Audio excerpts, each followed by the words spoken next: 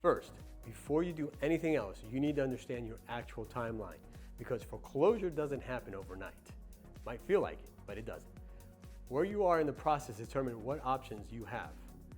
30 to 90 days behind, you're in default but not foreclosure yet.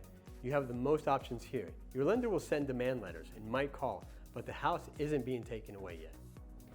90 to 120 days behind, this is when most lenders file a notice of default or lis pendens, the official start of foreclosure. In judicial foreclosure states, this goes through courts and takes about 6 to 12 months. In non-judicial states like North Carolina, California, Texas, and Georgia, it can happen in as little as 120 days total. Well, after notice of default, you have typically about 90 to 120 days before the auction in non-judicial states, longer in judicial states. This is your pre-foreclosure period. You still own the house and can sell it. Auction date. Once your house goes to auction, it's over. You lose all equity. Your credit is destroyed, and you might even owe a deficiency if the bank doesn't recoup their full loan amount. So your first job is to find out exactly where you are in this timeline. Check your county recorder's office online or call them. Search your property address. If a notice of default or lis pendens has been filed, you'll see it with a date. That date is your countdown clock. All right, here's what almost nobody tells you. Whether you have equity in your home completely determines your strategy. And you need to know this before you call the bank, before you talk to any investor, before you make any decisions. Here's how to calculate it right now. You can go to Zillow, Realtor.com, or Redfin and look up your home. Get the estimated value. It's not perfect, but it's a starting point. Now, write down what you owe on your mortgage.